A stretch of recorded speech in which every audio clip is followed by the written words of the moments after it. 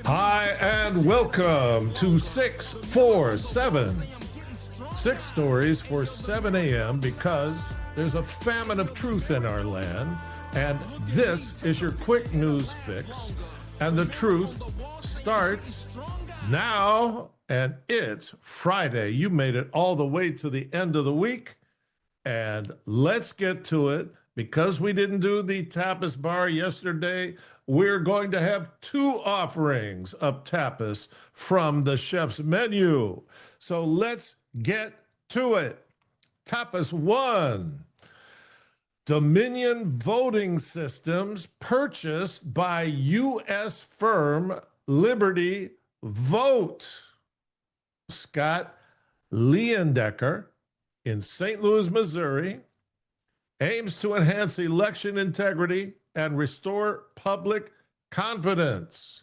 He's the new CEO of Liberty Vote, and he's been active in the voting integrity movement ever since the 2020 election. And so, as far as we can see, this is a great guy to be running this. And he's focused on paper ballots and the process of paper ballots. And he's focused on federal advice on all this and third-party auditing. So that's basically what we want, to have free and fair elections. So he says his aim is to enhance election integrity and restore public confidence in voting. So I get that. Here's all I think we need: paper ballots at designated polling places with federal IDs. And he's saying, yeah, we want to do all that. We're going to prioritize paper ballot systems with federal standards and rigorous third-party auditing. So that's all a good thing. It's a nightmare for the Dems. Let's keep it up. It's looking like with a little bit of oomph, the Republicans could pick up 21 more seats before the midterm election. Just awesome. All right. Next on the tapas menu, 71% of Americans and 56% of Democrats support Trump blowing up narco boats, right? If you listen to the Dems in the Congress, they're all upset about, by what authority are you murdering these people?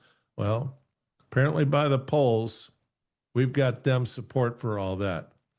And another item, Elise Stefanik, who is running for the Republican, to be the Republican governor of New York State, is now within 5 points of catching Kathy Hochul.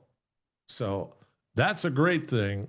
And I think the news cycle is going to be in Elise's favor. All right, Tapas 2. On Tuesday night, late at the Congress, 100 Trump nominees confirmed. You gotta love the Schumer shutdown. It's just having all kinds of great benefits. And yesterday, Joan Kennedy, Teddy Kennedy's first wife, died. She was 89. She married Teddy in 1958. He killed his assistant, Mary Jo Kopechne, in 1969 by driving his car with her in the back seat off a bridge into the ocean. He then supposedly swam to shore and waited hours to get help. What do you think of this story? This story is not any better than any of the furry stories we're hearing about. So inquiring minds believe that Mary Jo must have been pregnant by Teddy, the Lion of the Senate. Mary Jo's parents were not allowed to have an autopsy for their daughter to see if she was pregnant, drunk, or drugged because the Kennedy family ran Massachusetts. Remember, Dems are the party who cares, but they also destroy everything they touch. Sad, sad day for the Kopechnes. What a group. All right. Take 3. Donald John Trump is headed to Walter Reed today for his physical. He just had one in April. He's going to have another one now before going to the Middle East this weekend. Trump will first visit and speak with troops at the hospital. Then he'll have his physical, and then he could be heading to Israel and maybe even Egypt this weekend, probably be in Israel on Sunday. So most of the press is like, we're waiting to see how this Hamas thing, but I just saw a few minutes ago that the leader of Hamas is having his own press conferences over there saying, we have a deal. Trump put together something really good that we can all live with, and we're moving ahead, and we're going to release the hostages, and we're going to return all of the bodies of deceased hostages. So Trump had a physical last April. The doctor said Trump exhibits excellent cognitive and physical health and is fully fit to execute his duties as president. Probably heading to Israel Sunday, Trump expects Hamas to release all the hostages, all of the bodies of hostages by Monday or Tuesday, and he'll probably be there for that event. All good. All right, take 4. This is about Hamas agreeing to the ceasefire, and I put the note in here that the head of Hamas just said, we have a deal. It says that the terrorist organization Hamas has reportedly agreed to a ceasefire in Gaza and the peace plan set by the Trump administration. According to the Times of Israel, a peace deal could be signed as early as yesterday. It did get signed Thursday, so now it's Friday and everybody is moving forward.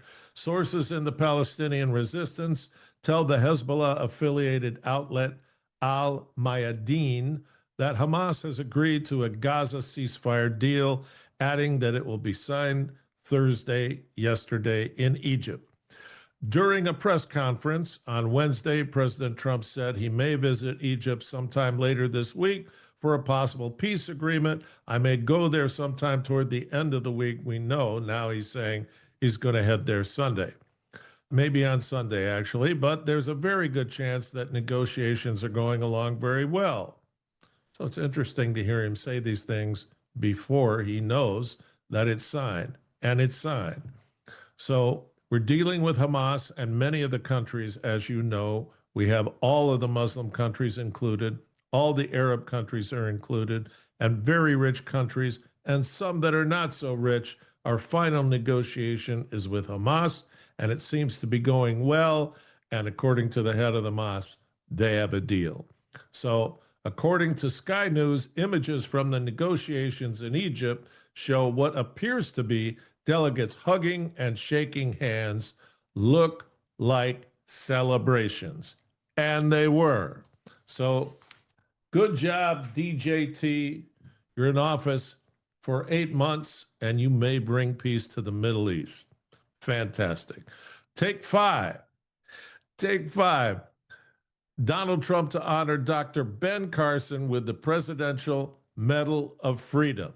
I'm laughing here because yesterday I forgot 2 pages in my office, and I'm sitting here like a fool, and I forgot 2 pages again, but I'm just going to get up and go get them after we do Ben Carson. Former Housing and Urban Development Secretary Dr. Ben Carson recently appointed the National Nutrition Advisor at the U.S. Department of Agriculture, will receive the Presidential Medal of Freedom from President Donald Trump in recognition of his service and leadership. Trump commended Dr. Carson on his new role and announced Thursday that Carson will soon receive the Presidential Medal of Freedom, the nation's highest civil honor. Dr. Ben Carson will be an incredible National Nutrition Advisor for the United States Department of Agriculture. I will soon be awarding Dr. Carson the Presidential Medal of Freedom. He is a true American patriot who cares deeply for the people of our country and never stops working to protect and strengthen life, liberty, and the pursuit of happiness for all. Congratulations, Ben, Trump wrote on Truth Social. Ben Carson, he is just absolutely fantastic. He's the first presidential candidate I ever sent money to after reading the book that he wrote, an autobiography about growing up in Detroit in a terrible neighborhood. His mom was a single parent. He and his brother basically latchkey kids because she was working 3 jobs, and things were not looking good for Ben until a teacher finally turned him on to reading. And actually, I think his mom gets the credit for starting that, because she was seeing them just hang out watching the television. And she said, yeah, we're not doing that anymore. We're going to the library. We're going to get books. And when I come home after all of my jobs, you better have a book report from me. And so these boys became readers and very accomplished professionals. So this is why I have the magic of Pat, the producer. No matter where he is in the world, he can do the Joe Biden cover-up for me. So I'm telling you right now, I forgot 2 whole pages of this. I'm going to get up, I'm going to walk in the office, but you won't hear any of that because he's going to edit it out. Go, Sleepy Joe. Okay, and I'm back for take 6. Take 6, you know, is our advanced reprobate mind studies, and we got 2. We got 2, one an unknown person and one a well-known person. The AG, the Attorney General of Minnesota, Keith, the big Muslim Ellison. What's Keith doing? Minnesota AG Keith Ellison, men and women's sports doesn't harm anyone. Keith Ellison, Attorney General of Minnesota, has insisted that men and women's sports doesn't harm anyone amid the Trump administration's pressure on the state Title IX violations. Trump is saying, keep this stuff up. You won't get a penny from the feds. Ellison issued his defense of his state allowing men and women's sports during a press conference. Letting the very small number of transgender students in Minnesota play on their school sports teams doesn't harm anyone, but segregating them does, Ellison said. Exclusion is a violation of the Minnesota Human Rights Act, which has protected the rights of trans kids to participate in all extracurricular activities for decades. In late September, the Trump administration announced that Minnesota is in violation of Title IX for its policies on women's sports. Ellison is prioritizing gender identity over biological reality to the great harm of girls that have to go up against guys in their sporting. I mean, only in a period of reprobate avalanche in our culture. I mean, it's just happening everywhere. And here's the Attorney General saying it doesn't hurt anyone. And the stack of documentation is just growing and growing on young girls who have been hurt having to go up against guys. So it says the joint finding determined that over the course of several years, the Minnesota Department of Ed and the Minnesota State High School League allowed male athletes to compete on the girls' alpine ski team, the girls' Nordic ski team, the girls' lacrosse team, the girls' track and field team, the girls' volleyball team, and the girls' fast pitch softball team. So Keith is talking about a very small number of transgender students. It's not the truth. They never tell the truth. And again, everything they touch, they destroy. All right, we have a second one. This is from my homeland, Kentucky. Making me homesick here. Here we go. 58-year-old Stephen Markham was arrested on Saturday because of his Halloween display. Can't make it up. Markham is in the middle of several disputes with authorities and especially Powell County Judge Eddie Barnes. Judge Barnes was the centerpiece of Markham's display on his front porch, hanging by the neck with a rope and a placard that read, Judge Barnes, R.I.P. Other dead bodies in the display on the porch were labeled the mayor, the zoning manager, CIS, and CA. I don't know what CA is. Okay. Markham's disputes with the county have to do with not maintaining water, sewage, or electrical services to his home. Judge Barnes says he has known Markham for 35 years and believes he is not a threat. For sanitation reasons, he believes Markham would be better off in jail than at home. This is small town Kentucky. It's common sense. Everybody is acting out and having a crazy sense of humor about it all. And a guy's he believes he can live in his house without tending to sewage, without having electricity or water, right? That's why they invented buckets, apparently. So, you can't make this stuff up. And it is the reprobate mind, even out there in the sticks.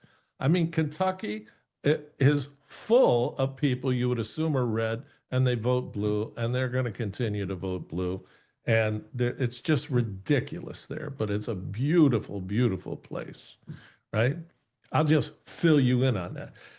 Back before there were any white people there, it was called Kentucky by the Iroquois. And it was so beautiful and so verdant that any tribe that had suffered a plague or a bad agricultural season or a bad hunting season could come there for 1 year and get their strength back up, but then they had to leave. That's how special Kentucky was. But you know what? The blue people found out. Now they're there and they're ruining it. And I was there this past year and they're definitely ruining it. So that's it. But we're not going to ruin anything. What we're going to do is help to solve the famine of truth. And you're going to help us to solve the famine of truth because you're going to share us. You're going to like us. You're going to make comments. You're going to push us out to your network. And you know what? I believe that the God of the universe has his hand over this thing, has his hand over all of you, and he is going to bless you for all of Friday, straight through the weekend. It's going to be absolutely fantastic. There's going to be peace in the Middle East, but it's a battle between good and evil, so the problems are going to pop up somewhere else, and I think it's going to be over here. I think it's billionaire funding of renter riots, and we're going to find out all about that, and we'll see if Pam and Cash will start chasing these billionaires down because it's not costing them anything to do this. All right. Great Friday, great weekend, great God Almighty. Please put your hand over our country, dear God. We want to be the new Jerusalem and the new Israel. Amen to that. Thank you all.